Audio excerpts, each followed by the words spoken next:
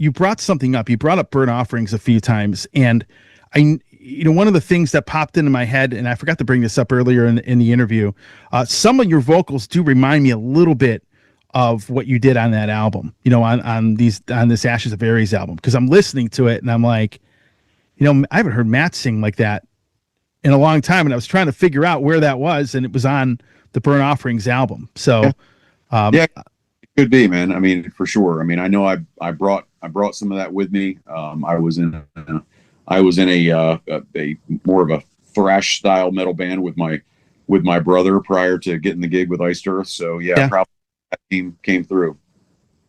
Yeah, how did that come about? Like, how did you meet Jon? Like, what was the how did you end up meeting him and joining that band? I'm kind of interested because I don't think I've ever heard that story. Yeah, so the drummer on Burnt Offerings name is Rodney Beasley, and I knew Rodney from the Bradenton area because I lived in Bradenton, and my brother and I lived there, and we like everywhere in Florida, if you're a metal band, you're practicing in a storage facility, right? So like a storage unit. Yes. Okay. So and so there was, we had one of these, you drive in kind of storage units, throw up the metal, whatever, the metal door, and you just jammed, and so in our storage facility, in our little community there were probably, 6-8 bands maybe, the place. And Rodney was in one of those bands, and he was, Rodney was, they were actually more of a, I don't know, kind of maybe Crimson Glory-ish type band that he was in. Had a really good singer, really clean, vocalist. And I wish I could remember what his name is. Super nice guy. And but he had gotten killed in a car accident, I believe. Mm-hmm. And then I didn't see Rodney much after that. It was like, he wasn't around, and so it was kind of crazy, man. But my brother and I were playing a gig in a small bar with our band, and Rodney comes in with his girlfriend, and they're like hanging out. I was like, "Hey, man, it's been a long time since I've seen you. We're just hanging out." He goes, "Yeah, well, I want to come out and see you, and oh, by the way, I'm playing with this band called Iced Earth now, and they lost their drummer, which I took their place, and they're looking for a singer, man, and listening to their music, I thought of you because I remember you did some darker stuff, but you also did some, he equated my high stuff to King Diamond, which is cool. I don't know if I'm King Diamond high stuff, but it's still cool. That's what he equated. So he told Jon about me, and he said he was going to come down and talk to me about coming up to audition. So that's basically how it worked out. I went up to audition. It took a while because Jon wanted to make sure that he was getting the right guy, because he had gone through 2 singers, and 2 of which are still friends of his, but just at that time it didn't work out, and so yeah, so I was like, I don't know, it's like a 3-month audition or something. I'd come back and I'd do stuff, and this and that and the other, and then he said, "Okay, you got the gig," and that's basically how it happened. And then, of course, after we did Burnt Offerings and did the tour, then Rodney bounced, and then so it was just it's just kind of weird, man. And like in the big scheme of things, who knows if it's you wonder about that, how that's the thing. And I didn't know Rodney like that. We weren't like guys that hung out all the time. It was just he remembered me from this band, thought I would make a good connection with Iced Earth and with Jon, and he was true. He was absolutely correct. It was prophetic a little bit. Yeah, totally. You guys really obviously and it's interesting because a lot of the ex bandmates that Jon had, I think it's a testament to him that they're all a lot of these guys are still friends with him. You know, even guys that he parted ways with, or maybe, you know, guys that were in the band at one point and weren't. You know, because most of the time I see some of these, you know, members part ways. I would say even behind the scenes when it's not announced, these guys, like, they hate each other. But I've noticed that a lot of, and I've seen some interviews from former members pop up where, you know, they're all still friends with Jon. Well, You know, I think yeah. you have to understand, and what you have to understand is that Jon is extremely driven. Mm-hmm. He had a vision, and he drove it. You know, right, wrong, or indifferent. I mean, look, man. When I started, you know, kind of going after 9/11, and you know, I was like, man, I don't know if this is what I should be doing with my life. Mm-hmm. At this point, because I was, you know, 30. You know, well, 9/11, I was 31, and then, you know, I told Jon I was looking into other careers, and you know, I was thinking about law enforcement and things like that. And you know, we had done tracking for a bunch of tracking for Glorious Burden. I actually tracked the entire record, and then he's like, "Yeah, man, I think I'm gonna go a different direction." And I'm like, "Okay." So I parted. Tim came in, took over, did all the Glorious Burden stuff. Some of my vocals are still on that record. I could hear the backing vocals. Some backing vocals, yeah. But yeah. So, but again, you know, it worked out certainly for the best for me and in my life. Sure. It's just sometimes that's just the way it goes, and so, and you know, at that point, Jon and I were you know, we still are brothers-in-law, you know. It was like, okay, well, I'm out then, and it's crazy because I got fired. I got fired in March, and then I was in the police academy in September. Okay. So things happen for a reason, man. You know, and sure. I've been doing this job for 22 years now. So in between, I've done.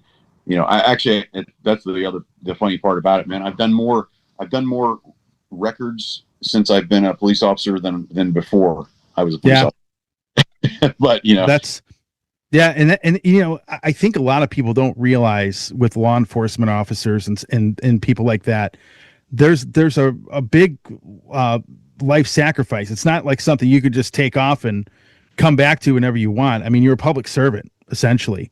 And the fact that you've been able to manage that schedule, still make these records, I think is pretty commendable. At least that's how I see that. Yeah. Well, to me, it's fun. You know, it keeps me sane, and it's an outlet.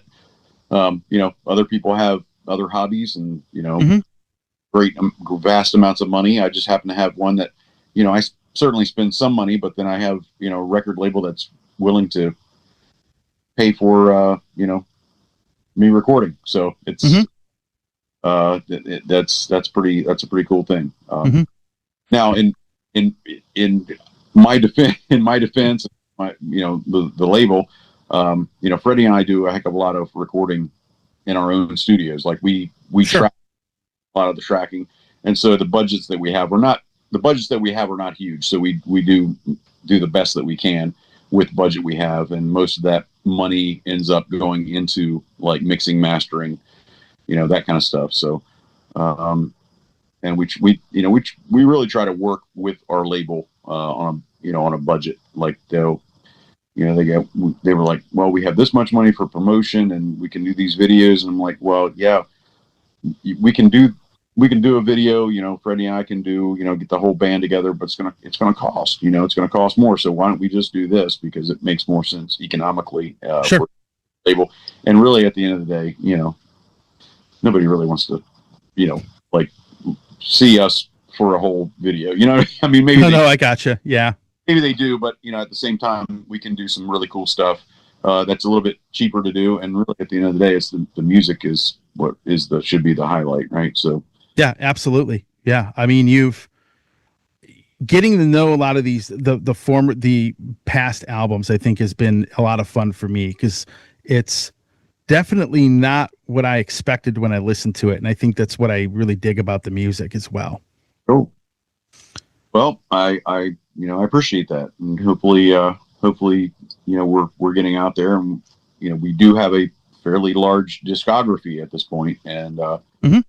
I'm really pleased that people seem to be pleased with it, and I'm really excited for the release to occur and people to actually hear it and Yeah. fan people. Well, I'll tell you what, we're going to be getting towards the end the interview here. One of the things, you mentioned that we were talking about Jon here a minute ago. I think it's great that after everything that he has gone through, that you've stuck with him, because I can tell you from a personal standpoint that one of the things that would really, I guess, piss me off is that media people were piling on this guy when he couldn't really defend himself, right? And I've seen people kind of jump ship on him, but it's really good to see that you've still stuck with him, because I've always had a lot of respect for the guy. I've always thought that he was a very high character individual, just from what I can tell, just from my own people judgment. But I think that the fact that you guys still talk, you guys are still friends, despite the whole ridiculous cancel culture crowd out there, the squeaky wheels on the shopping cart, as I call them. I think it's great that you're still supporting him after everything that he's gone through. Yeah, I mean, we're family, man. So it is, and yes, it certainly wasn't my place to comment on what No. or anything like that. And I think that he said it best in the interviews that he did after the fact, obviously. Mm-hmm. So yeah, man, I hope that we live in a world where redemption is possible. I mean, I work in law enforcement, and I have these conversations with people that have, made mistakes, and I tell them, look, this is not, this moment does not define you. This bad spot in your life does not define you, and don't let it define you. And I've literally had conversations with folks that that I've had to do my job, and Sure. So I think it's really important. I think it's very, very important. And I think, man, you can't let anger and hatred, kind of keep things going. So Well, hopefully you didn't get it. Like, the other thing that I was not very happy to see is that when that all went down, a lot of his bandmates and former bandmates ended up getting, for lack of a better term, we're getting a lot of shit from, a small group of people that want to make a lot of noise. And I hope that didn't happen to you. Well, I think people wanted me to react, but it's not my place. Do I, with what went down? No, I don't. But it's not my place to interject. It's my place to be supportive of my family member who wasn't in a bad spot and made, a bad decision. So that's where I still stand, we've had, and I think that, for the most part, I think that Jon was supportive of, all the people that were close to him that, got hurt, in the way that they did, and understood had to do what they had to do. So, I don't think that that's even a question. I think that he understands what the ramifications of what happened. So I got to tell you, I'm really impressed. We'll end it off here, but I'll tell you what, I'm really impressed with what you've been doing on these records. You continue as a singer to just, maybe not an influence on me from a vocal standpoint, but just being a musician and doing what you've done. And I still remember the first encounter and just how really cool you guys were.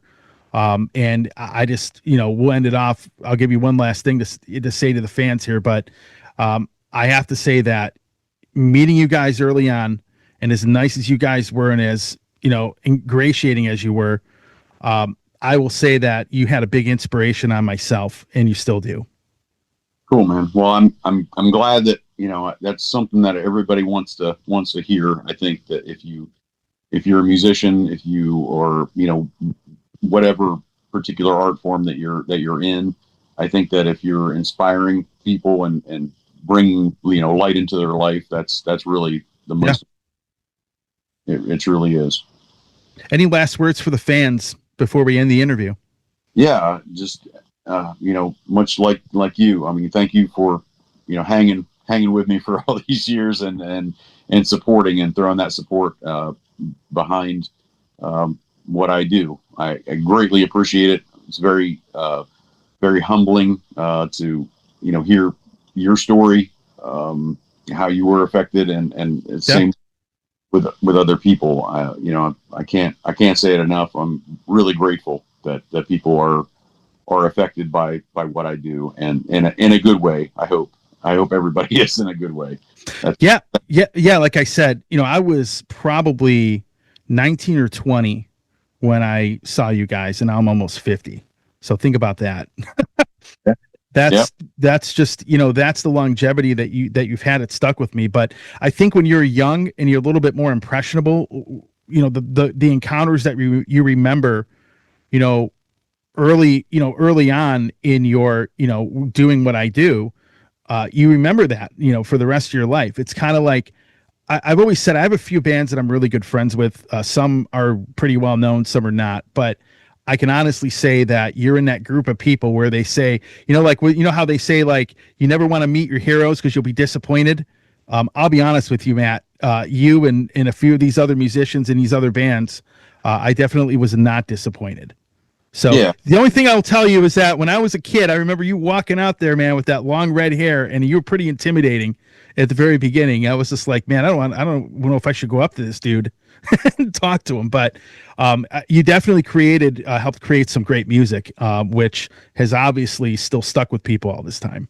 Yeah, well, I appreciate it, man. Yeah, and my hair's been missed for a while, but probably best that that it's gone. It won't be back, because I just don't think that. I don't think I could be a hair farmer like that anymore either. So, gotcha. I'm 55 now, so that kind of says, probably not the best time to start growing my hair long. Hey everybody, Tony here from the Metal Command podcast. Again, I appreciate your support. Since 1998, I have hosted this show in one form or another, starting off in radio and now in the podcast format. Again, thanks for watching, and if you like what you see and hear on this show, by all means, please hit the subscribe button, hit the little bell to be notified anytime I do post a video, and if you see this program on any other form of social media, please give me a follow there. Again, I always appreciate your support.